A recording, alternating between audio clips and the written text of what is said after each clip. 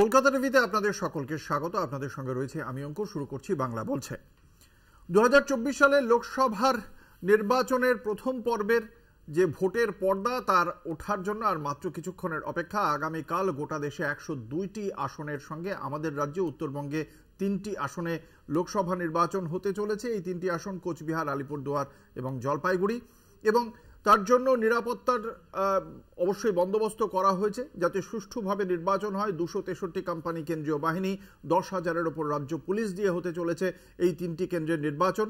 এবং সেই নির্বাচনের মধ্যেও কিন্তু রাজ্যে যে অশান্তির চিত্র রয়েছে, মুর্শিদাবাদের রেজিনগরে আমরা দেখেছি শক্তিপুরে রামনবমীর মিছিলকে কেন্দ্র করে একটি অশান্তির ঘটনা, এবং সেই ঘটনার প্রেক্ষিতে সরাসরি ভারতীয় জনতা পার্টির পূর্ব পরিকল্পিত হামলা বলেই দাবি করেছেন রাজ্যের মুখ্যমন্ত্রী মমতা বন্দ্যোপাধ্যায়। অন্যদিকে এই ঘটনার প্রেক্ষিতে এনআইএ তদন্তের দাবি জানিয়েছেন বিরোধী দলনেতা শুভেন্দু অধিকারী। অন্যদিকে এই নির্বাচন সুষ্ঠুভাবে করার জন্য যে কোচবিহার সাম্প্রতিক অতীতে আমরা দেখেছি বারংবার উত্তপ্ত হয়ে উঠেছে, শাসক এবং প্রধান বিরোধী দল বিজেপির মধ্যে বিভিন্ন সংঘাতের ঘটনায়, যাতে সরাসরি জড়িয়ে পড়েছিলেন রাজ্যের মন্ত্রী উদয়ন গুহ এবং কেন্দ্রীয় প্রতিমন্ত্রী নিশীথ প্রামাণিক।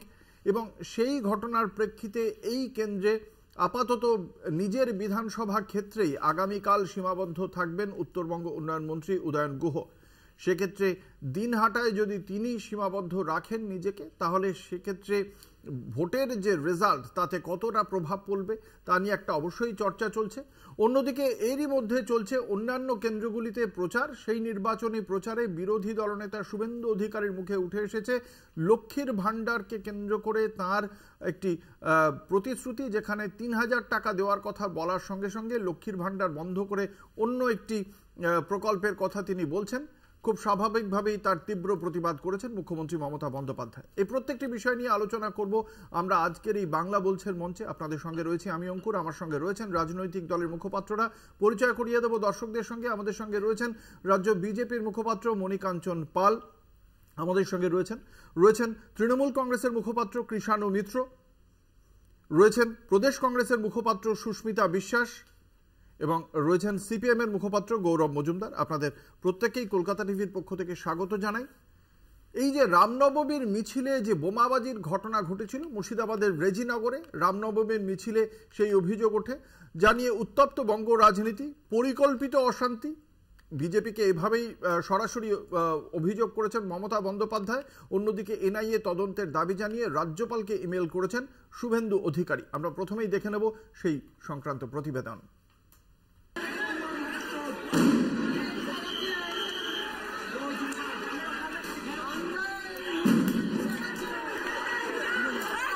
এই ভিডিওই বুধবার রাত 8টা নাগাদ এক্স হ্যান্ডেলে পোস্ট করেন বিরোধী দলনেতা শুভেন্দু অধিকারী। মুর্শিদাবাদের রেজিনগরের ঘটনাকে হাতিয়ার করে তৃণমূলকে নিশানা করেন তিনি। মুর্শিদাবাদের রামনবমীর মিছিল থেকে অশান্তি ছড়াতে পারে, আগেই এমন আশঙ্কা করেন মুখ্যমন্ত্রী মমতা বন্দ্যোপাধ্যায়। আমি সংখ্যালঘু ভাই বোনদের বলবো, যদি দেখেন স্লোগান দিচ্ছে 17 তারিখ, ওটা ওদের দাঙ্গা করার দিন, আমাদের শান্তি রক্ষা করতে হবে। ওরা চায় দাঙ্গা করে এনআইএ ঢুকিয়ে দিয়ে ভোটটা যাতে না হয়, আর ভোটটা যাতে ওরা ছাপ্পা মেরে দেয়।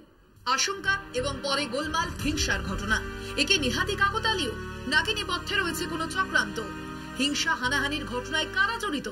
মুর্শিদাবাদের ঘটনা আমি যদি বলি পরিকল্পিত ঘটনা, 10 দিনের ঘটনা ঘটিয়েছিল কারা? আমি চ্যালেঞ্জ করে বলছি বিজেপি। একই জায়গায় তারপরের দিন গিয়ে প্রথম অ্যাটাক করলো কারা? বিজেপি এমএলএ দলবল নিয়ে গিয়ে। আপনি রামনবমীর মিছিল করতে গেছেন, অস্ত্র নিয়ে আক্রমণ করতে আপনাকে কে বলেছে? কি ঘটেছিল রেজিনগরে? জানা গিয়েছে বুধবার শক্তিপুর এলাকা দিয়ে রামনবমীর মিছিল যাওয়ার সময় আচমকাই আশেপাশের বাড়ি থেকে পাথর ছোড়া হয়, এমনকি বোমা ছোড়া হয় বলেও অভিযোগ। ঘটনায় বেশ কয়েকজন আহতও হন। এই ঘটনাকে হাতিয়ার করে বিজেপির নিশানায় তৃণমূল কংগ্রেস। জল গড়ায় রাজভবনে। রাজ্যপাল সিভি আনন্দ বোসকে ইমেল করে এনআইএ তদন্তের দাবি করেন বিরোধী দলনেতা।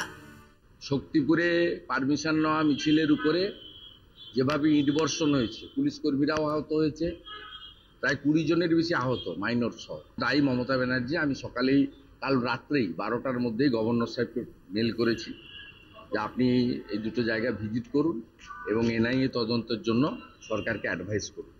এনআইএ তদন্তের কথা বলা হচ্ছে। কিছুদিন আগেই আমরা মেদিনীপুরের ভূপতিনগরের ঘটনায় পরিষ্কার তথ্য দিয়ে প্রমাণ দিয়েছিলাম যে এনআইএর অফিসাররা বিজেপির নেতা জিতেন্দ্র তিওয়ারির সাথে মিটিং করার পরে পরবর্তী পদক্ষেপ গ্রহণ করেছে।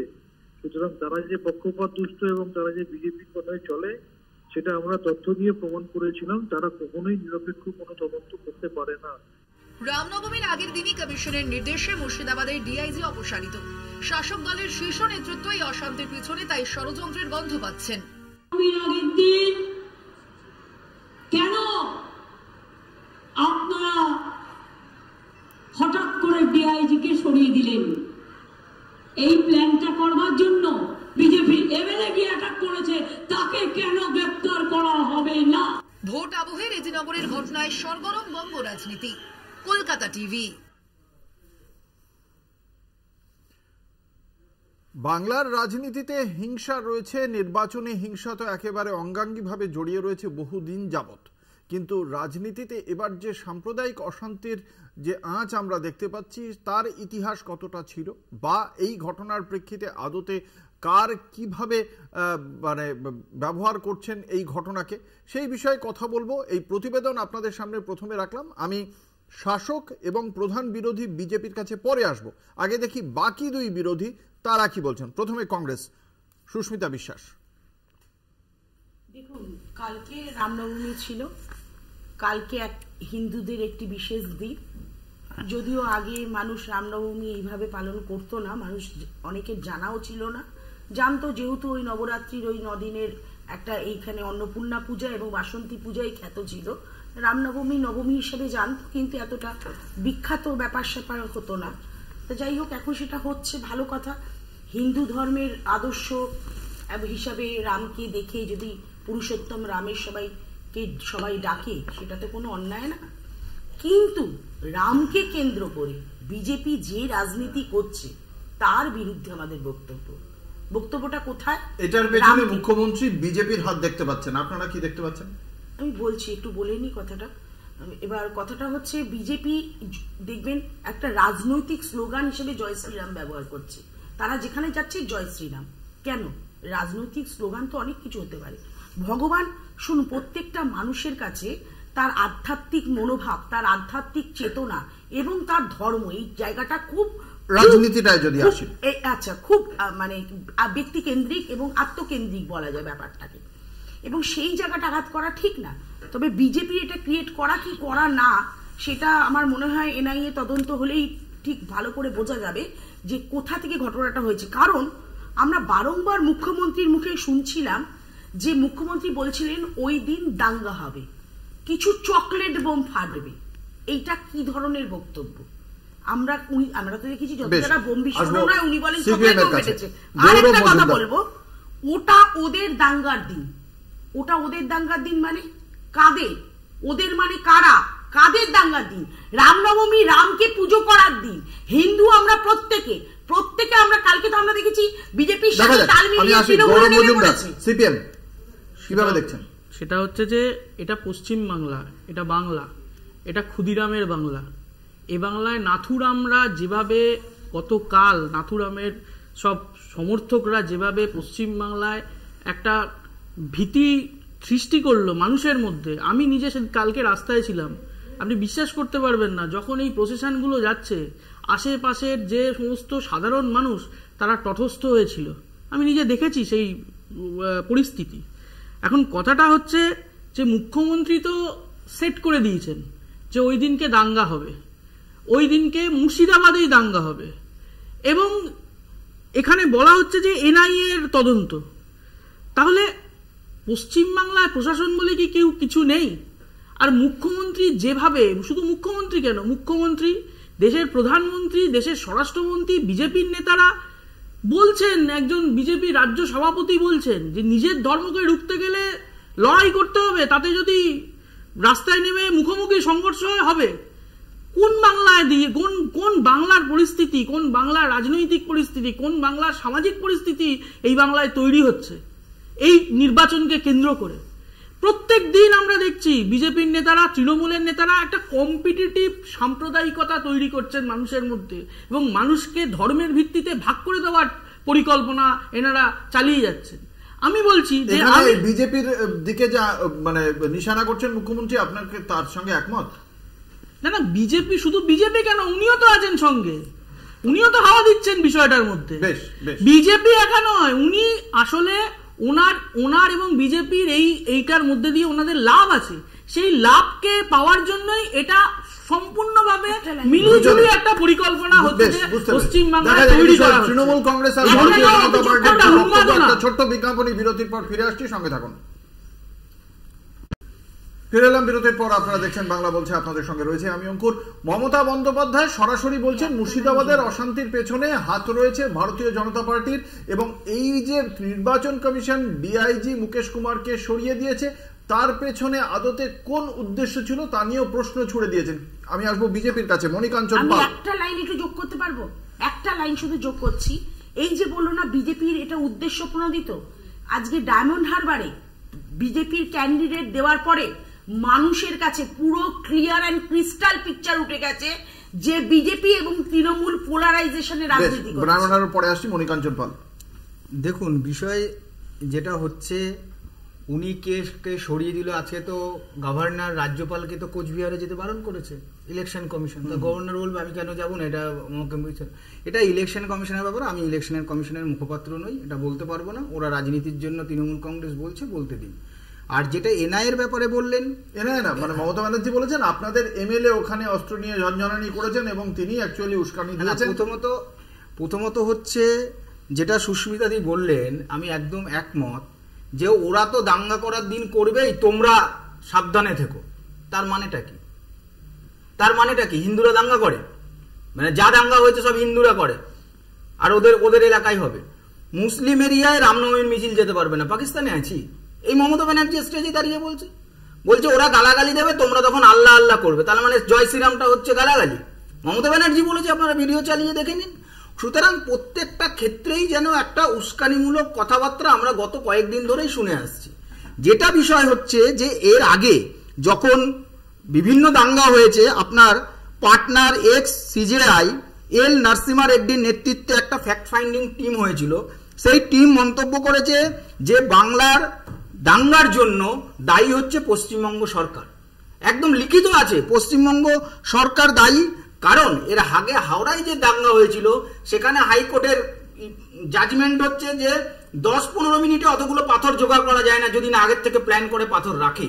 তো সুতরাং পাথরও আগের থেকেই রাখা ছিল, প্ল্যান করে করা হয়েছে। এবং দেখা গেছে যে পুলিশ মমিনপুরের কেসে পুলিশ 31-20 জনকে অ্যারেস্ট করেছে। পরে যখন হাইকোর্ট ওটাকে এনআইএ কে দিল, এনআইএ বলে 20 জন এর সাথে কোনো রিলেশনই নেই দাঙ্গার সাথে, ওরা স্পটে ছিলই না। পুরো 20 জনকে ছাড়া অন্য 16 জনকে অ্যারেস্ট করেছে। তো সুতরাং বিভিন্ন ক্ষেত্রেই দেখেছি যে মমতা ব্যানার্জি ইন্টেনশনালি একটা দাঙ্গা বাঁধানো। আরে আমরা তো সারা জীবনে অন্য দেশকে আক্রমণ করিনি, দাঙ্গা করবো কোথা দিয়ে? এটা তো আমাদের কালচার, সহ্য শক্তি, আমরা কোনোদিন করিনি। আর যদি বলি অস্ত্রের কথা, কোথায় অস্ত্র নিয়ে না আছে? অস্ত্র নিয়ে লেখা যাবে না। কোন কনস্টিটিউশনে লেখা আছে রামনবমীর মিছিলে অস্ত্র নেওয়া যাবে না? কোন কনস্টিটিউশনে লেখা আছে? তো সুতরাং এই ডিভিশনের পলিসি করতে গিয়ে মমতা ব্যানার্জি নিজের ফাঁদেই নিজে পড়ছে। কৃষ্ণ মিত্র, না, আমি এতক্ষণ তিনজনের বক্তব্য শুনলাম। বিষয়টা হচ্ছে আমার খুব খারাপ লাগলো কংগ্রেস এবং সিপিএমকে, যে তারা সাদাকে সাদা এবং কালোকে কালো শির দ্বারা সোজা করে বলতে পারলো না। বিজেপি দাঙ্গা করে এবং এই ক্ষেত্রেও বিজেপি দাঙ্গা করেছে, এই শাশ্বত সত্যটাকে মুখ দিয়ে বলার সৎসাহস তাদের রাজনৈতিকভাবে হলো না। কোথাও একটা তৃণমূলকে যুক্ত করতে হবে, তাই জন্য বাংলাতে তারা ভোটের বাক্সতে বারবার ব্রাত্য হচ্ছে। তার কারণ হচ্ছে আপনাকে একটা স্ট্যান্ড নিতে হবে। এবার আসি বিজেপির কথায় বা এই ঘটনার পরিপ্রেক্ষিতে। দেখুন, এটা তো সর্বজন বিদিত স্বীকৃত যে দাঙ্গা বিজেপি করে এবং রাজনৈতিক মূলধন হিসেবে দাঙ্গাটাকে তারা ব্যবহার করে এবং একবার নয় বারংবার করে। শুধু পশ্চিমবাংলাতে আমরা আজকে আছি, আমরা পশ্চিমবাংলা নিয়ে আলোচনা করছি, কিন্তু বাংলার বাইরে দাঙ্গাগুলো, সেখানে তো তৃণমূল কংগ্রেস নেই, কে করে? কারা ধরা পড়ে? এই উত্তরপ্রদেশে গত 5 বছরে কটা দাঙ্গা হয়েছে, কারা ধরা পড়েছে? আবার তুমি শুনে নাও, শুনে বল। 100-র বেশি দাঙ্গা হয়েছে শুধু উত্তরপ্রদেশে, ওয়েস্টার্ন ইউপিতে। কত চাপা আছে, গদি মিডিয়ার আঙুলের মুঠোয় আছে, তাই জন্য খবর প্রসারিত হয় না। আজকে আবার বলছি, মুখ্যমন্ত্রী ওরা দাঙ্গা করবে যে শব্দটা ব্যবহার করেছিলেন সেটা বিজেপির ক্ষেত্রে করেছিল, কিন্তু বিজেপি সুচতুরভাবে সেটা হিন্দুদেরকে করে দিল। মুখ্যমন্ত্রী নিজেও হিন্দু, বাড়িতে কালী পুজো করেন, যখন বিজেপি দলটা ছিল না, বিজেপি হওয়ার আগে 1980 সালের আগে থেকে করছে। তো সুতরাং এই যে সস্তার রাজনীতি, এই দাঙ্গার রাজনীতি এবং ধর্মকে দাঙ্গাকে রাজনৈতিক পণ্য করে যারা বারংবার করেছে তাদের ধরা পড়েছে। আমরা তো বললাম ডিজি কে আগের দিন কেন পাল্টাতে হলো, আর এখন প্রশাসনে আমাদের দলের এই মুর্শিদাবাদে যে গন্ডগোল হয়েছে তার প্রেক্ষিতে তৃণমূল কংগ্রেসের একাধিক ব্যক্তি বলেছেন যে এই ঘটনার পেছনে আরএসএস এর হাত থাকতে পারে। আপনারা কি দলীয় ভাবে সেটা মনে করেন? এটা কারোর ব্যক্তিগত? এটা ব্যক্তিগত নয়, এটা দলীয় ভাবে। আমি আবার বললাম তো, যদি আরএসএস এর হাত থাকতে পারে, গতবারের মতো যদি রাজ্য প্রশাসনের একাধিকার থাকতো হয়তো এই ঘটনাটা ঘটতো না। এখন আপনারা মনে করেন টোটাল সংঘ পরিবারে এটাতে হাত আছে। আরএসএস এর বৃদ্ধি 2011 সালে 400টা ছিল, একটা কমিটি ছিল। এই 2011 সালে মুখ্যমন্ত্রী মমতা বন্দ্যোপাধ্যায় আসার পর উত্তরবঙ্গ দক্ষিণবঙ্গ দুটো কমিটি হয়, 2018-তে 3টে কমিটি হয়, মুর্শিদাবাদে তৃতীয় কমিটিটা হয় মধ্য প্রান্ত বলে, এবং সেখানে 1000-এরও বেশি শাখা তৈরি হয়েছে শুধুমাত্র মুর্শিদাবাদে। কি বলবেন? না, এখন এই ডেটাটা কোথা থেকে? এটা আরএসএস এর নিজস্ব। আমি বলি না, আরএসএস তো কোনো অডিটের মাধ্যমে যায় না, কোনো রেজিস্টার্ড সংগঠন না। ওদের কারা কারা সদস্য একবার ভারত সরকার চেয়েছিল, তারা বলেছিল আমাদের কোনো লিখিত সদস্য পত্র হয় না। তো সুতরাং এই ডেটাগুলো তৃণমূলকে বদনাম করার জন্য সিপিএম আর কংগ্রেসের জন্য ঠিক আছে, কিন্তু আদপে আমরা তো জানি যে এর পেছনে বারংবার 34 বছরের বাম সরকারে এই রাজ্যতে আরএসএস এর বৃদ্ধি হয়েছে। এর মধ্যে তো কোনো নিশ্চয়ই বামের। আমি একটা ছোট্ট বিজ্ঞাপনী বিরতির পর ফিরে আসছি আলোচনায়, সঙ্গে থাকুন। ফিরেলাম বিরতির পর, আপনারা দেখছেন বাংলা বলছে, আপনাদের সঙ্গে রয়েছে আমি অঙ্কুর। বিরতিতে যাওয়ার আগে আরএসএস এর বাড় বৃদ্ধি হয়েছে বাম জমানায়, এমনই অভিযোগ করেছে তৃণমূল কংগ্রেস। তারই প্রেক্ষিতে বামেদের উত্তর শুনবো। আসবো গৌরব মজুমদারের কাছে। গৌরব, প্রথম কথা হচ্ছে যে কিষাণুদা কোথা থেকে এই তথ্য পেলো জানি না। আরএসএস বাম মানে আমাদের জামানাতে বা আমাদের সরকার চলাকালীন আরএসএস এর শাখা সংগঠন সহ বিভিন্ন উইংস ছিল মাত্র 400টি, আর এই 2011 সালের পর আজকের দিন পর্যন্ত আরএসএস এর শাখা সংগঠন প্রায় 5000-এর উপরে বেড়েছে। 5000 কেন, 10,000-এর উপরে বেড়েছে। এই সংখ্যার তথ্য সরকারের, এই সংখ্যা তথ্য হচ্ছে যে আরএসএস এর নিজস্ব যে পত্রিকা বেরোয় স্বস্তিকা, সেই পত্রিকাতেই লেখা আছে। কথা হচ্ছে ফেব্রুয়ারি মাসে আরএসএস এর, আমি তারিখটা বলতে পারবো না, আরএসএস এর সেই স্বস্তিকা পত্রিকায় লেখা হচ্ছে যে এই নির্বাচনে যেখানে যেখানে মনে করবেন যে বিজেপি জিততে পারবে না সেখানে সেখানে তৃণমূল কংগ্রেসকে সমর্থন করুন, আর যেখানে যেখানে মনে করছেন যে তৃণমূল কংগ্রেস জিততে পারবে না সেখানে সেখানে বিজেপি ন্যাচারাল। কিষাণুদাকে মনে করিয়ে দেবো, এই মমতা বন্দ্যোপাধ্যায় বলেছিলেন যে BJP is our natural ally. এই মমতা বন্দ্যোপাধ্যায় বলেছিলেন যে বিজেপির সঙ্গে আমাদের লড়াই আছে কিন্তু আরএসএস ভালো। আমি কিষাণুদাকে মনে করিয়ে দেবো, কিষাণুদা বললেন না যে দাঙ্গা টাঙ্গার কথা, গুজরাট দাঙ্গার পর নরেন্দ্র মোদী মুখ্যমন্ত্রী থাকাকালীন যে রাজনৈতিক নেতা বা নেত্রী প্রথম নরেন্দ্র মোদীকে ফুল পাঠিয়েছিলেন তার নাম হচ্ছে মমতা বন্দ্যোপাধ্যায়। তাহলে কিষাণুদারা, তৃণমূল কংগ্রেস আর বিজেপি এরা একে অপরের পরিপূরক। এরা চায় এই ভাগাভাগি থাকুক এবং এই ভাগাভাগির মধ্যে দিয়ে তাদের রাজনৈতিক ফায়দা হচ্ছে যে তোলা যাবে। রুটি রুটির কথা এরা বলবে না। প্রথম কথা বলে রাখি, মমতা বন্দ্যোপাধ্যায় কোনো দাঙ্গার পর ফুল পাঠায়, এটা তথ্য বিকৃত করা না, একদমই নয়, পুরোপুরি না, একদমই নয়। মমতা বন্দ্যোপাধ্যায় গুজরাট দাঙ্গার পর, আচ্ছা ঠিক আছে, আমি বামেদের দাবিও শুনলাম, তৃণমূলের দাবিটাও শুনি। তো তোমার কথা শুনলাম, আমি তো বলছি এটাকে আমি নস্যাৎ করছি, এটা সম্পূর্ণভাবে মিথ্যা। 1, 2 হচ্ছে নির্বাচনের পর কোনো সৌজন্য বিনিময় হতে পারে, কিন্তু দাঙ্গার পর কোনো সৌজন্য বিনিময় হয়নি। 1, 2 হচ্ছে এই ছবিটা কি কোন ছবি? এই ছবিটা কি কি সীতারাম ইয়েচুরি সিপিএম এর নেতা কি না সিপিএম বরখাস্ত করেছে সোমনাথ কি চ্যাটার্জি? বলো, ওটা কি ছবি? তাহলে এইভাবে কি করেছে সীতারাম নরেন্দ্র ইয়েচুরি? মোদীর সাথে সখ্যতাটা আরে ওটা সংসদ ভবনের আরে ছবি। দেখুন না সীতারাম সখ্যতাটা। ইয়েচুরি আরে দেখুন না সিপিআইএম এর জেনারেল সখ্যতা, যেই সেক্রেটারি, ভবনেই হোক। রাজ্যসভার যেই সদস্য ভবনেই ছিলেন, হোক। রাজ্যসভার যেই সদস্য ভবনেই ছিলেন, হোক। সখ্যতাটা রাজ্যসভার দেখুন। সদস্য। সখ্যতাটা দেখুন যদি না। সংসদ আপনি আমার আপনি আমার নেত্রী- পাশে বসে আমার রয়েছেন। নেত্রী না সাতবারের না, আমি MP আপনার পাশে বসে আমার রয়েছি। নেত্রী একটা সাতবারের ছবি যদি MP তোলা এটাতে অসুবিধা কি এইটাই তো আছে? problem না, আর অঙ্কুশ। আপনারা যে অঙ্কুশ, রাজভবনে এটাই problem। 1:1 অমিত শাহের সঙ্গে মিটিং করলেন, না, আমি বলছি, হ্যাঁ, আমি বলছি, 1:1 মিটিং করলেন, আমি আবার বললেন যে আমি একটা রাজ্যের কথা বলি, একটা সাথে কথা বলি। সেখানে আমি কোনো দুটো নেতা নেই, বলেছি। মন্ত্রী নেই, বলেছি, আপনি শুনুন। কেন এসব বলছেন? আমার নেত্রী 7 বারের এমপি, 3 বারের মুখ্যমন্ত্রী, একাধিক বা কেন্দ্রীয় মন্ত্রী। হ্যাঁ, বিজেপির তার মন্ত্রিসভার সাথে সদস্য সেটা বলুন। নরেন্দ্র মোদী বিজেপির মন্ত্রিসভার সদস্য সেটা বলুন। কংগ্রেসের না না, বিজেপির মন্ত্রিসভার দপ্তরবিহীন আরে বাবা, সদস্য রাজীব গান্ধী সেটা বলুন। মন্ত্রিসভায় নারকেল সেটা বাগান বলছেন না কেন? বলে গেছে, আসছি, আসছি, আসছি, আরে আসছি। সেটা বলছেন না কেন? আমি তো লুকোইনি। আপনার নেতৃত্ব বলছে যে আরে বিজেপি বাবা, সেটা আমি বলুন। বুঝতে পেরেছি, দুজনের অবস্থানই আমরা বুঝে গেছি, আশা করি দর্শকও বুঝতে পেরেছে। আমি একটু বলে দিই, ওদের প্রবলেমটা হচ্ছে না যে ব্রিগেড ময়দানে ভিপি সিং, অটল বিহারী বাজপেয়ী, জ্যোতি বসু একসাথে হাত ধরে মিটিং করেছে। কারণটা বলুন মানুষকে, কারণটা বলুন মানুষকে। না না, কারণটা বলুন। না, কারণ বলতে হবে আপনাকে। ব্যাপারে আপনি এইসব ব্যাপার বললে তো হবে না, কারণ বলতে হবে। আমি মনে করছি কারণ বলতে পারি। বাকিদের আর না না, মিথ্যা কথা বললে হবে না। মিথ্যা কথা বললে হবে না।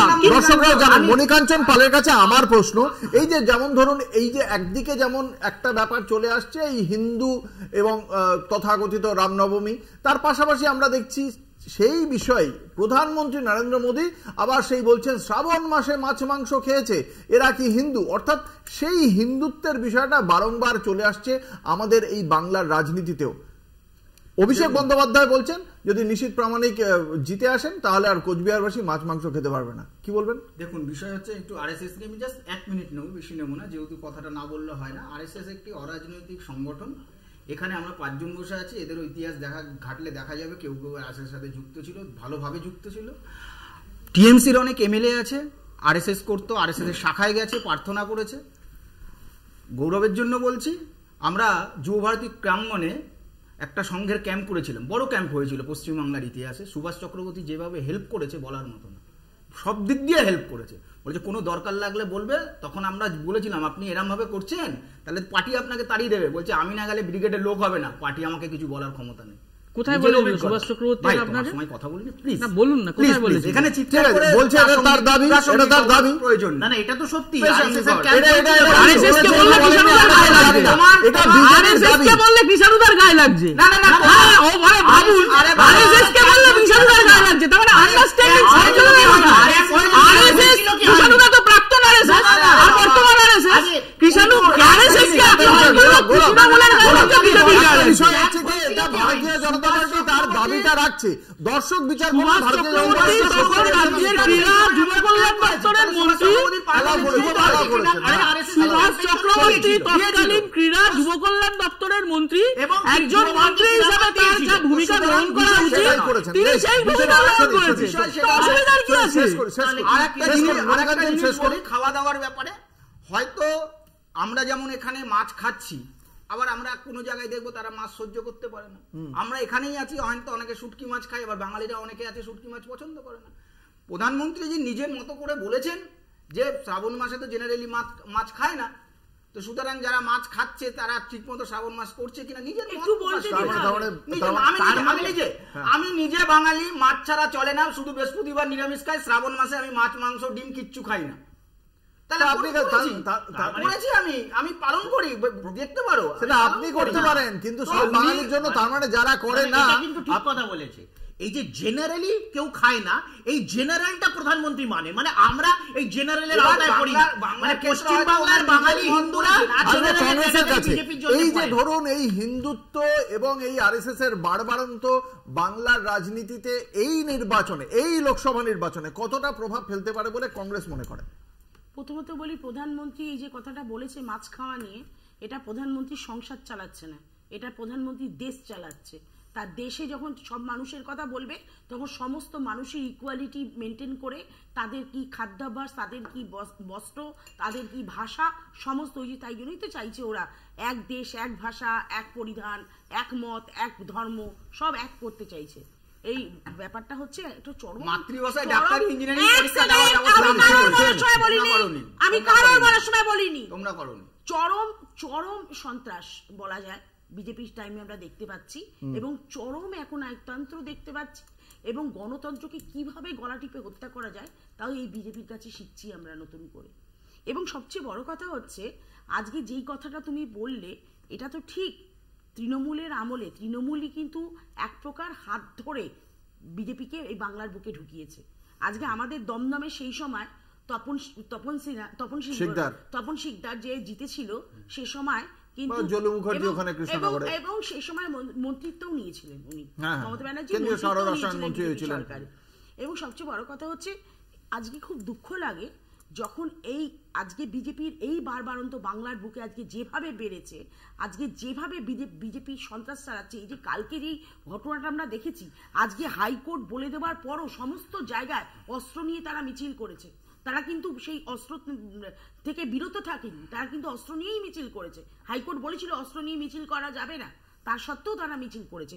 এবং আজকে তুমি যে এটা বলছো, আজকে মুখ্যমন্ত্রী বলছে এটা সাজানো, টোটালটাই আমরা বলবো একটা সেটিং গেম প্ল্যান। তার কারণ ভোটটাকে পোলারাইজ করার জন্য হিন্দু ভার্সেস মুসলিম, মুসলিম ভার্সেস হিন্দু, এই যে পোলারাইজেশন, এই পোলারাইজেশনটা আপনারা পিছিয়ে পড়ছেন, তাই তো? এবং এই পোলারাইজেশনটা হয়েছে, এই বাইনারি ভিশনটা তৈরি করা হয়েছিল বলেই 2021-এ বাম কংগ্রেস শূন্য হয়েছিল। এই পোলারাইজেশনটা তৈরি করতে ওরা সাকসেস, সেটাকে আপনারা এখনো পর্যন্ত ভাঙতে পারেননি। আজকের দিনে দাঁড়িয়ে ওরা সেটা সাকসেস না, কারণ মানুষ বুঝে গেছে, মানুষ বলছে তৃণমূল এবং বিজেপির আতাত আছে, তৃণমূল এবং বিজেপি একদম সেটিং করে চলছে। সেটা হচ্ছে যে খাদ্যাভ্যাসের কথা বললো না, যে শ্রাবণ মাস জুড়ে মাছ খাওয়া, মাংস খাওয়া। আরে বিজেপি তো মঞ্চ থেকে বিজেপির নেতারাই তো বলেছে কে চিড়ে খাচ্ছে, কে লুঙ্গি পড়ছে, কার ফ্রিজে কি খাবার আছে তাকে পিটিয়ে মারা হচ্ছে, বিভিন্ন জায়গায় মাছ মাংস খাওয়া বিভিন্ন রাজ্যগুলোকে বন্ধ করে দেওয়া হচ্ছে।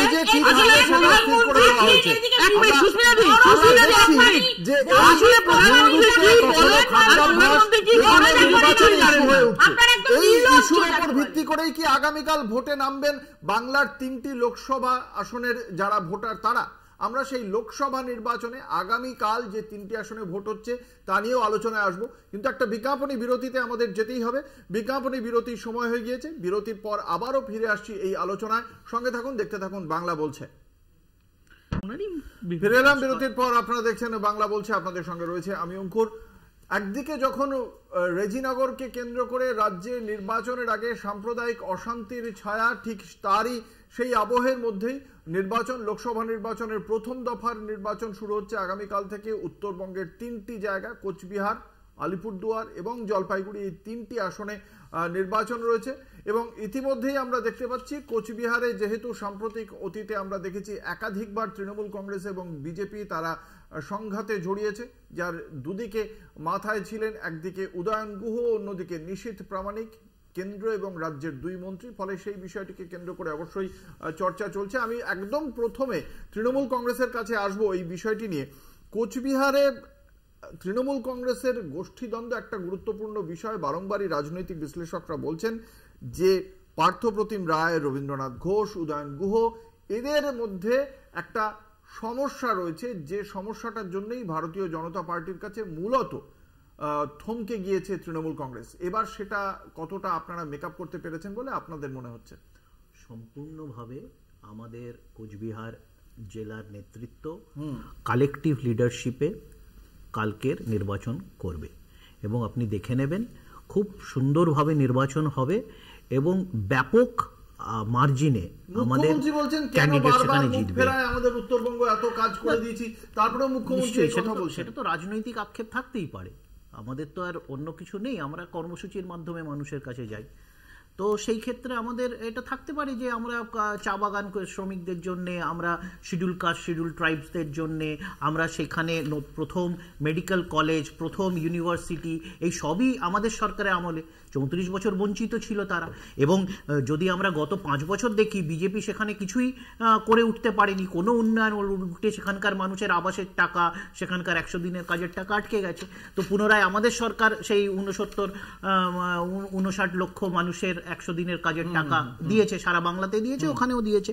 তো সুতরাং এই জিনিসগুলো তো আছে। তো সেই ক্ষেত্রে কিন্তু আপনি লিডারশিপ ক্রাইসিস বললেন, আমাদের কোনো লিডারশিপ ক্রাইসিস। অভিষেক বন্দ্যোপাধ্যায় গেছিলেন, অভিষেক বন্দ্যোপাধ্যায়ের নেতৃত্বে পুরো যে জেলা নেতৃত্ব ছিল, যত আমাদের সিনিয়র নেতৃত্ব, তাদের নিচে যারা নেতৃত্বে আছে, সবাই তারা বসেছে।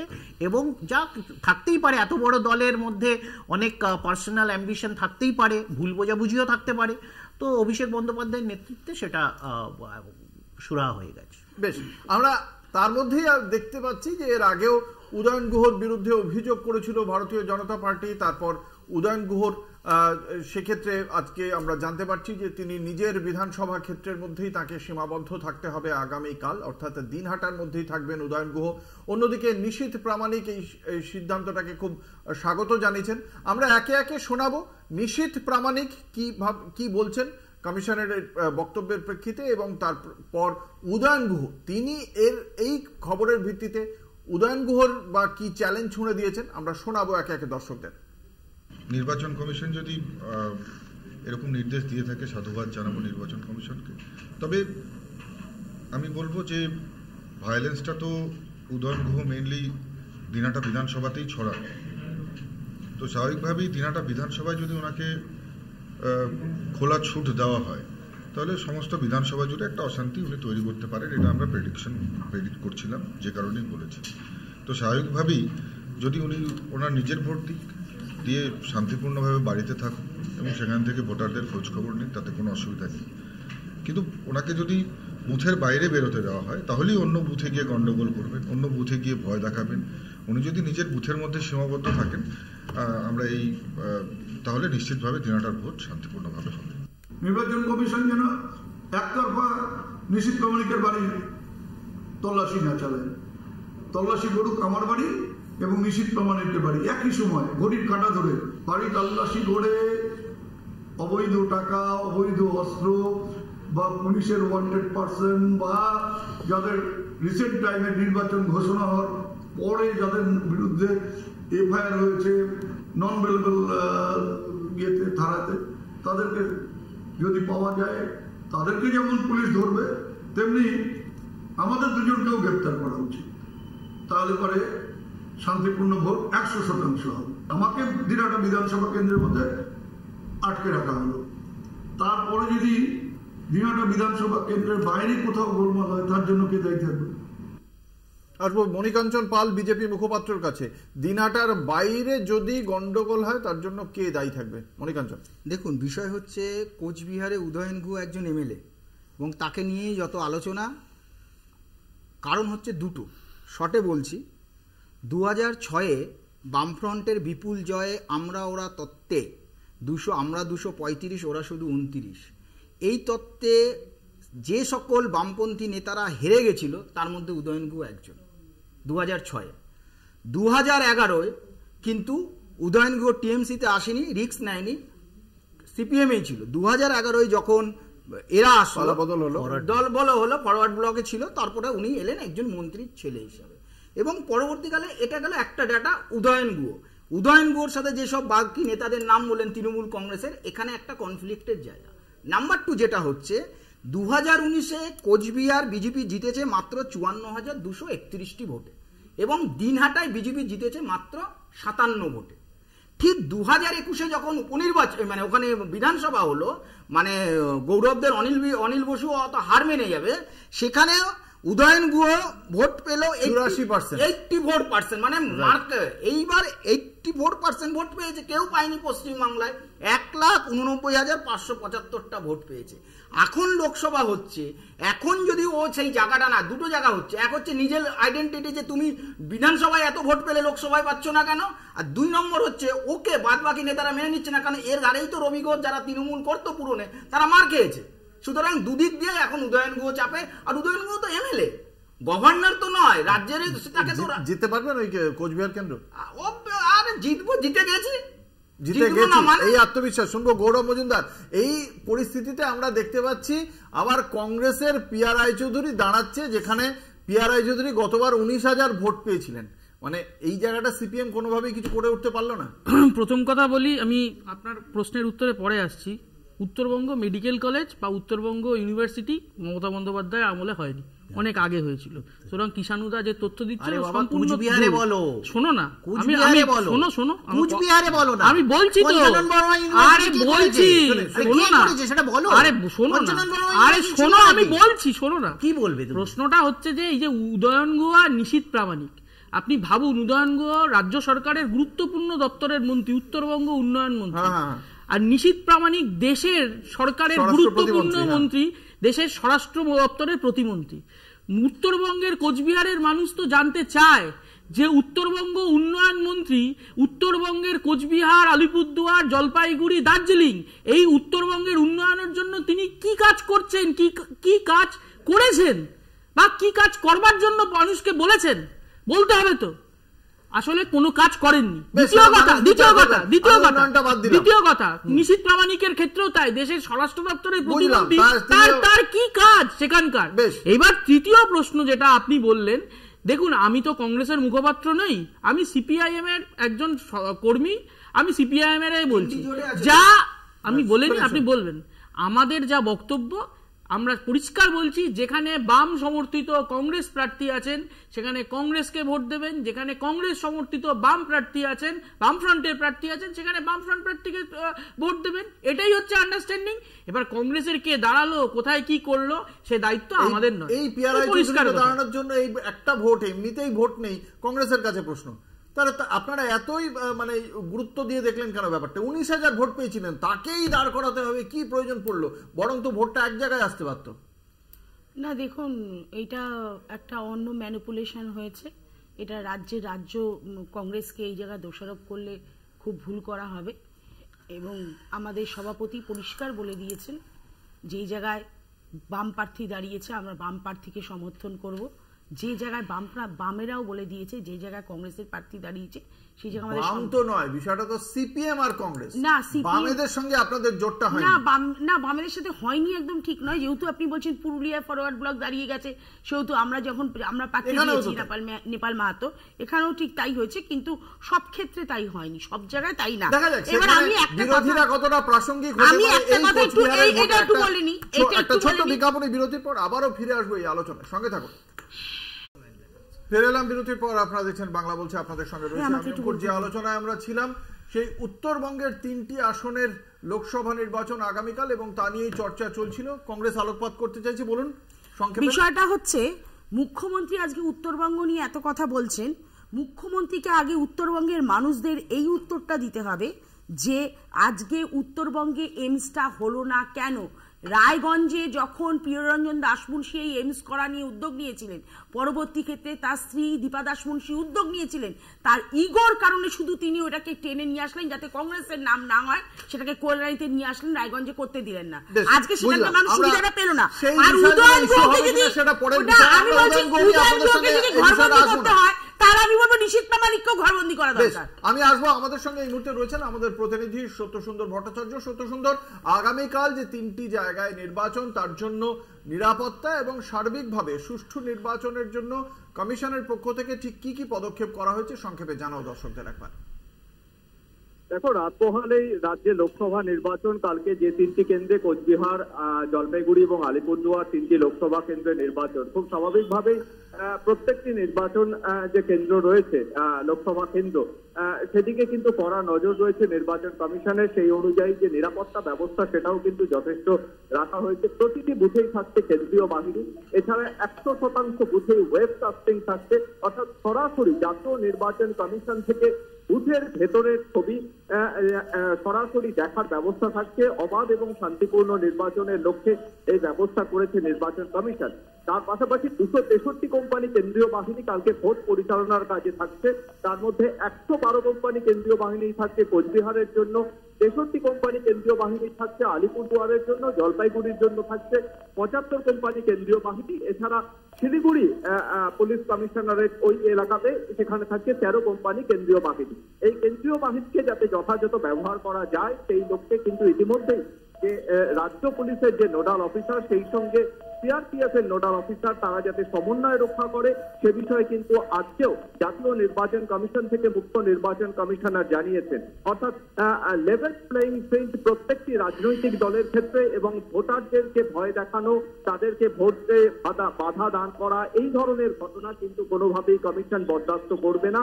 অর্থাৎ সেই কড়া অবস্থান কমিশন নিয়েছে এবং কাল সকাল 7টা থেকে লোকসভা নির্বাচন যে 3টি কেন্দ্রে শুরু হবে তার আগে থেকে 90 মিনিট আগে থেকে অর্থাৎ ভোর 5:30টায় মক পোল শুরু হবে। তারপর থেকেই কিন্তু রাজনৈতিক দলগুলির যারা রাজনৈতিক এজেন্ট রয়েছেন তাদের উপস্থিতিতেই ভোট গ্রহণ প্রক্রিয়া চলবে, এমনটাই জানিয়েছে নির্বাচন কমিশন।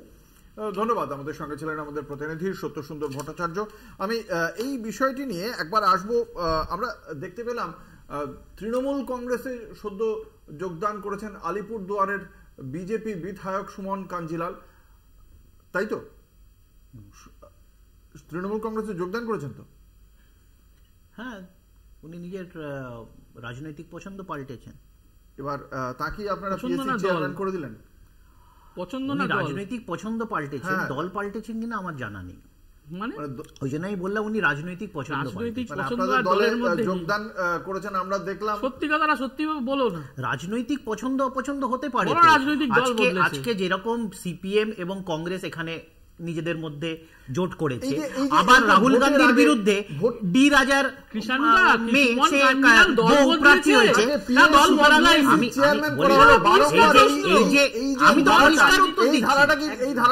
খুব ভালো। আমরা সেই মানুষ ভূঁইয়া থেকে দেখতে পাচ্ছি এটা আমার ব্যক্তিগত মত যে এরকম একটা ধোঁয়াশা না থাকাই ভালো। কিন্তু বিজেপি যেভাবে গণতন্ত্রকে হত্যা করছে এবং দাঁত নোক বার করে বিরোধীদের রাজনীতির যে গণতন্ত্রকে হত্যা করছে, তোমরা সেইখানে বিজেপির সাথে লড়াইয়ের জন্য যা যা প্রয়োজনীয় আমরা করব। অর্থাৎ এটাই মানে এটা আপনাদের জন্য ভালো ভাবমূর্তি। মানে আমি তো আবার বললাম যে বিজেপির মতো একটা স্বৈরতান্ত্রিক দল যেই ভাষায় প্রশ্ন করবে তার জবাবটা ওই ভাষায় দেওয়ার জন্য তৃণমূল কংগ্রেস 2011 সালে তো আপনারা তখন তো বিজেপি ছিল না, তখন থেকে তো মানুষ ভূঁইয়াকে নিয়ে এসে পিএসসি চেয়ারম্যান করেছিল। মানুষ ভূঁইয়া তো কংগ্রেসেরই ছিল তখন। হ্যাঁ, সেই তো বলছি, কংগ্রেস তখন তো বিজেপির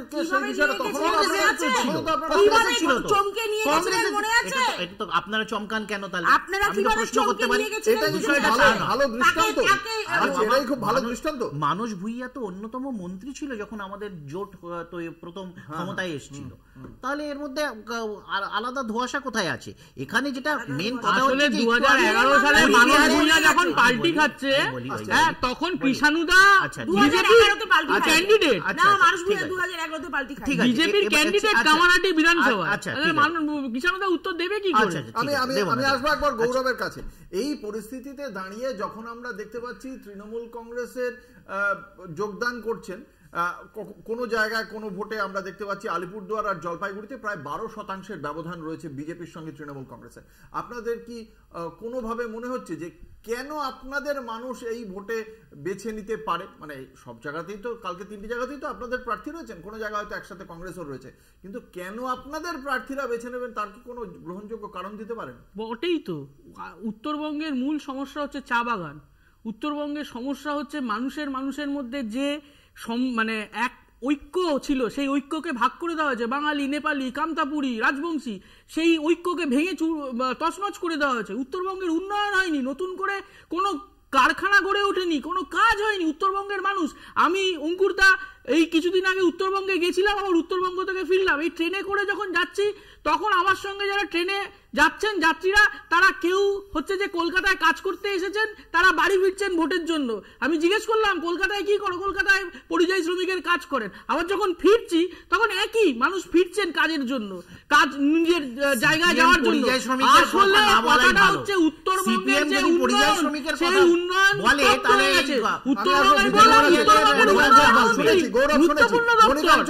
আপনারা এতদিন ধরে এখানে রয়েছেন, মানে এই তিনটি জায়গায় আপনাদের তো একটা 2019 থেকে রয়েছে। 5 বছরে কাজ হয়নি বলছেন তৃণমূল কংগ্রেস নেত্রী। তিনি তার বক্তব্যেও রেখেছেন যে বেঙ্গল সাফারি পার্ক থেকে শুরু করে বিভিন্ন একাডেমি তৈরি করে দেওয়া হয়েছে। লেপচাদের জন্য একাডেমি যেমন হয়েছে, এই রাজবংশীদের জন্য হয়েছে ইউনিভার্সিটি করে দেওয়া হয়েছে পঞ্চানন বর্মা। তারপরেও ভারতীয় জনতা পার্টি কি শুধুমাত্র তাহলে হিন্দুত্বের এজেন্ডা ধরেই রেখেছে? আপনারা তো কোনো উন্নয়ন কিছু করেননি। দেখুন, প্রথমত উত্তরবঙ্গের যে উন্নয়ন হয়েছে কি হয়নি সেটা তো 2014 সরকার এসেছিল, সেই ভোট পার্সেন্টেজ আর 2019 ভোট পার্সেন্টেজ দেখলেই বোঝা পাবে। আমি বলি, আলিপুরদুয়ারে আমরা 2014 থেকে 2023, আমরা 2014 কিন্তু আসিনি, 2019 এসেছি। আলিপুরদুয়ারে 2014 থেকে 2019 আমরা 1,02,592টা আবাস যোজনায় বাড়ি তৈরি করেছি।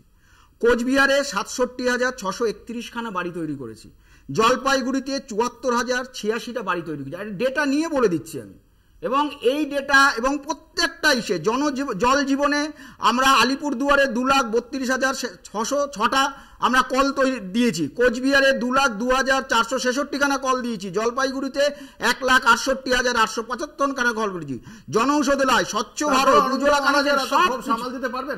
তারপরে অনন্ত মহারাজের এত ক্ষোভ সামাল দিতে পারবেন? অনন্ত মহারাজকে আমরা যেটুকু করার দল করেছে, তার ব্যক্তিগত, এরা ওই প্রোফাইলের লোক, তার ব্যক্তিগত মত জানিয়েছে, দল তার সাথে কথা বলেছে। তারপরে মানে বংশীবদন বর্মনের বাড়িতে আপনাদের পদ্মফুল ফোটানোর জন্য এত চেষ্টা করতে হলো, তার দাদাকে বিজেপিতে নিতে হলো, এই প্রয়োজনীয়তাটা কেন হলো যদি আপনারা এত কাজ করে থাকেন? দেখুন, দল তো চেষ্টা করবে সবাইকে নেওয়ার, এটা তো স্বাভাবিক। সংগঠন মানে তো এটা ইলেকশন মানে এই জায়গাতে ব্যর্থতা কেন তৃণমূল কংগ্রেসের? বংশীবদন বর্মনের জন্য তো তৃণমূল কংগ্রেস কম করেনি, তারপরেও তার বাড়িতে পদ্মফুল ফুটলো, জোড়া ফুল ফুটলো না কেন? এটা পার্সোনাল কে কি করবে এটা নিয়ে তো আর দল চলাতে বাধা হবে না। এবার আমি বলে রাখি, এতক্ষণ বিজেপি খতিয়ান দিল, এবার আমরা একটু দিই। কোচবিহারে একটু আগেই পঞ্চানন বর্মা বিশ্ববিদ্যালয়ের কথা তুমি বললে, 2012 সালে হয়েছে। কোচবিহারের প্রথম ইঞ্জিনিয়ারিং কলেজ 2016 সালে হয়েছে। 2019 সালে প্রথম মেডিকেল কলেজ। আমাদের ওখানে 5 কিলোমিটার লম্বা, যেটা কিছু ওদের অ্যাক্রিডিটেশন রিলেটেড প্রবলেম আছে, কিন্তু সেটা ওভারকাম হয়ে যাবে। দীর্ঘতম সেতু 5 কিলোমিটার। আমি বলে দিই, আমি বাকিটা আমি তোমাকে আটকাইনি, কেন বারবার আটকাচ্ছো? আমার একটা প্রশ্ন, 2012 সালে একটা, 2011 সালে আরে বাবা শোনো না, 2012 সালে একটা ইউনিভার্সিটি হয়ে গেল। হ্যাঁ ইউনিভার্সিটি হয়ে গেল। এবার ব্যাপারটা হচ্ছে যে দীর্ঘতম সেতু, দীর্ঘতম চর্চায় তর্ক থাকবেই, কিন্তু তারই মধ্যে আমাদের দেখতে হবে যে উত্তরবঙ্গের মানুষ কোন ইস্যুটাকে মনে করেন যে তারা ভোটের জন্য বেছে নিচ্ছেন, কিসের ভিত্তিতে তারা ভোট দেবেন, এই চর্চা থাকবে। একটা ছোট্ট বিজ্ঞাপনী বিরতির পর আবারও ফিরে আসছি, সঙ্গে থাকুন। ফিরে এলাম বিরতির পর। আপনারা দেখছেন বাংলা বলছে, আপনাদের সঙ্গে রয়েছে আমি অঙ্কুর। নির্বাচনে বিভিন্ন ইস্যুর মধ্যে অন্যতম গুরুত্বপূর্ণ ইস্যু এবার লক্ষ্মীর ভান্ডার, অর্থাৎ মহিলা ভোট। লক্ষ্মীর ভান্ডার নিয়ে কি বলছেন বিরোধী দলনেতা শুভেন্দু অধিকারী, আগে শোনাবো। বিজেপি যেদিন রাজ্যে ক্ষমতায় আসবে আপনারা আনবেন, আমরা জানি আপনারা আনবেন। তার পরের মাসের 1 তারিখ থেকে লক্ষ্মীর ভান্ডারের নাম বদলে দেব অন্নপূর্ণা ভান্ডার। আজকে বিজয়া দশমী, আর 3,000 টাকা করে মাসে দেব, 1 তারিখের আগে অ্যাকাউন্টে ঢুকবে। পাল্টা কি বলেছেন মুখ্যমন্ত্রী মমতা বন্দ্যোপাধ্যায়, শোনাবো। এত বড় সাহস, আজকে বলছে 3 মাস বাদে লক্ষ্মীর ভান্ডার বাদ দিয়ে দেবো। আমি তুই কে রে হরিদাস? কে হরিদাস?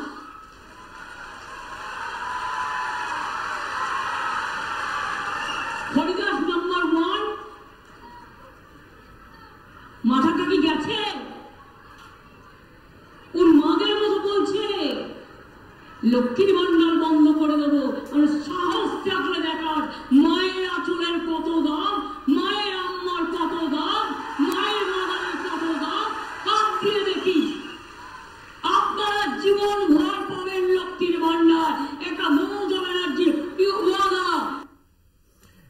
নাম বদল করে কি হবে মনিকাঞ্চন? আপনারাও তো বরং বলছেন না হ্যাঁ অ্যামাউন্টটা বাড়িয়ে দিচ্ছেন। আপনারা তো আগে এটাকে রেউডি সংস্কৃতি বলতেন, এখন আপনারা ওইখানে আপনাদের যে সমস্ত রাজ্য রয়েছে সেখানে আপনাদের শাসিত রাজ্যে এই ধরনেরই স্কিম রয়েছে প্রচুর।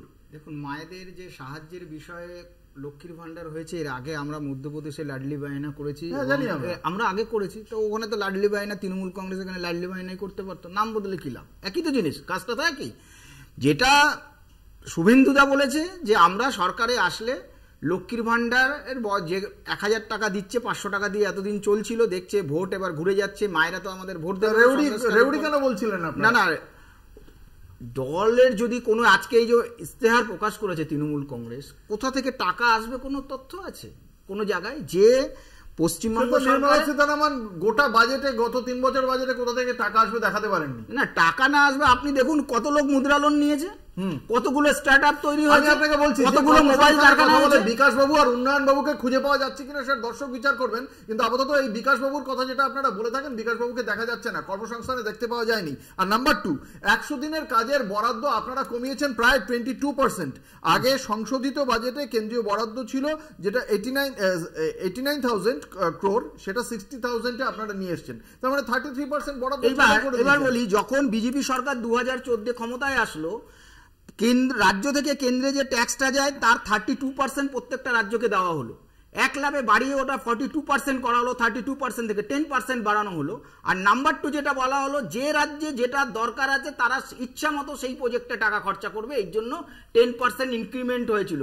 আপনি বলুন তো, 100 দিনের কাজ আমার ভারতবর্ষের, আমি কোন পার্টিতে যাচ্ছি না, দীর্ঘদিন ধরে আমার ভারতবর্ষের অর্থনৈতিক মেরুদণ্ড হচ্ছে গুজরাট আর মহারাষ্ট্র, সেখানে 100 দিনের কাজের কতটা ডিমান্ড আছে? খাদ্যে চলে গেলে তুমি যখনই পারছো না তুমি অন্যদিকে চলে যাচ্ছ। কেন 100 দিনের কাজ একটা রাজ্যে তৃণমূল কংগ্রেস দেবে? বিষয় সেটা না, বিষয় হচ্ছে একটা রাজ্যে দীর্ঘদিন ধরে 34 বছরের বাম, আর এদের প্রায় 12-13 বছর হয়ে গেল, একটা কারখানা নেই, তার জবাব কে দেবে? কোথায় কর্মসংস্থান হচ্ছে? 2014 সাল বিকাশ খানে দুঙ্গা দেশের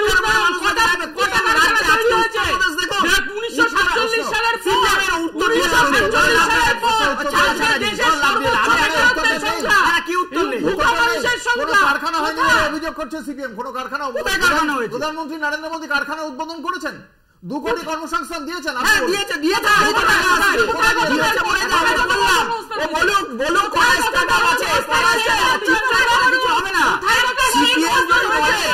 যে গলা উঁচিয়ে কথা বললে আমরা প্রাসঙ্গিক হয়ে যাব,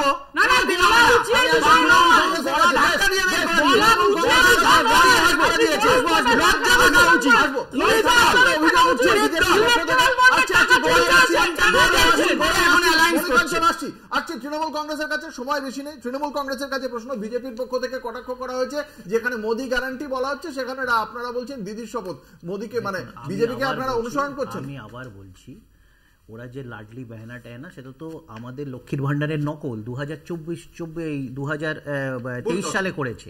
2021 সালের নির্বাচনের আগে আমাদের লাডলি বায়না না, তুমি জানো না। মধ্যপ্রদেশে একটা ছিল আগে লাডলি লক্ষ্মী, শোনে না, লাডলি বায়নাটা তোমাদের 2023 সালের প্রকল্প, একদম ফালতু কথা বলো না। 2021 সালে আমাদের লক্ষ্মীর ভান্ডার, সেটাকে নকল করতে গেছিল, এবং সেটা কি, সেটা পরিবার পিছু একজন মহিলা। আমাদের এখানে ইউনিভার্সাল, ওই মিথ্যাচার করতে গিয়ে ধরা পড়েছে। সবাইকে দেবো,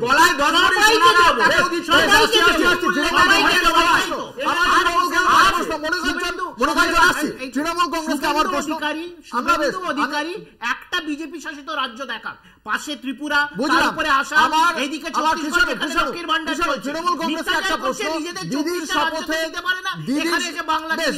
দিদির শপথে বলা হয়েছে 10টা রান্নার গ্যাস সরবরাহের ব্যবস্থা করবে। আপনারা এতদিন ধরে রয়েছেন ক্ষমতায়, এখনো পর্যন্ত এই তেলের ক্ষেত্রে আপনারা শেষটা পর্যন্ত কমাননি, আপনারা তো সেটাও কমাতে পারতেন। না, এটা তো দুটো আলাদা আলাদা বিষয়।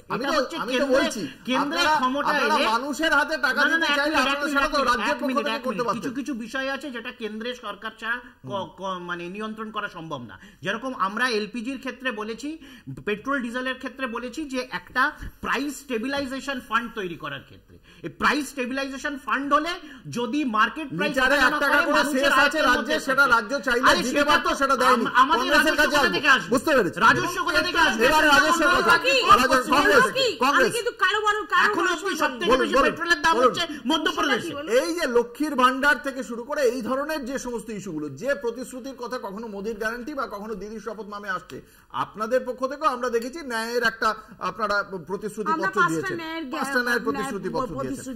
মানুষ আপনাদের এবং আমরা বছরে 1 লক্ষ টাকা করে প্রত্যেক পরিবারের প্রত্যেক মহিলাকে আমরা দেব বলে আমাদের ন্যায় মহিলাদের জন্য যে ন্যায় গ্যারান্টি তাতে দেওয়া হয়েছে। মহিলাদের জন্য হোস্টেল, মহিলাদের হোস্টেল বিশ্বাস করবে। আচ্ছা আমি একটা কথা বলি, কথাটা হচ্ছে দিদির শপথ, কিসের শপথ? দিদি কি সারা ভারতবর্ষের সরকার চালান? না সরকার চালাবেন, তিনি কি সর্বভারতীয় দল? তিনি যদি জেতেন 42টা সিটে জিতে গেল, তাহলে কি উনি সরকার তৈরি করতে পারবেন? তাহলে ওনার শপথের এই গ্যারান্টি কি? এই ধরনের মানে যে সমস্ত গ্যারান্টি এই নির্বাচনে কতটা প্রভাব ফেলবে আমাদের মতো করেছে।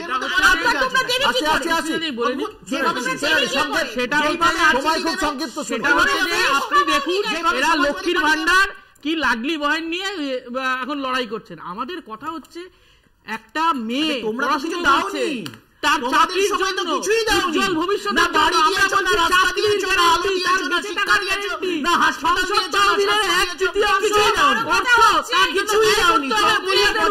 মানুষকে রাখার জন্য ব্যবস্থা করতে হবে, শুধুমাত্র লাগলি বহেন দিয়ে হবে না, কাজ দিতে হবে। এই চর্চা চলবে। এই আগামী 4 তারিখের 1 জুন অবধি হয়তো এই চিৎকার চেঁচামেচিগুলো হয়তো চলবেই, কিন্তু শেষ পর্যন্ত মানুষ স্থির করবেন কোনটা তাদের কাছে সবচেয়ে বেশি গুরুত্বপূর্ণ এবং তার ভিত্তিতেই হবে ভোট। আগামীকাল কতটা সুষ্ঠুভাবে নির্বাচন সম্পন্ন হয় আমাদের এই রাজ্যে, নির্বাচনে হিংসা বাদ দিয়ে মানুষ শান্তিপূর্ণভাবে ভোট দিন, সেটাই আমাদের আবেদন। এবং আগামীকাল সকাল থেকে কলকাতা টিভির পর্দায় প্রত্যেকটি এলাকার নির্বাচনের সর্বশেষ আপডেট আপনারা পাবেন। সেই জন্য কলকাতা টিভির পর্দায় চোখ রাখতে বলবো দর্শকদের। আজকের আলোচনা এখানেই শেষ করছি। আমাদের সঙ্গে ছিলেন মণিকাঞ্চন পাল, কৃষাণু মিত্র, সুস্মিতা বিশ্বাস, গৌরব মজুমদার। আপনাদের প্রত্যেককে আপনাদের মূল্যবান মতামতের জন্য অসংখ্য ধন্যবাদ। শেষ করছি বাংলা বলছে। দেখতে থাকুন কলকাতা টিভি, রাত দিন 7 দিন।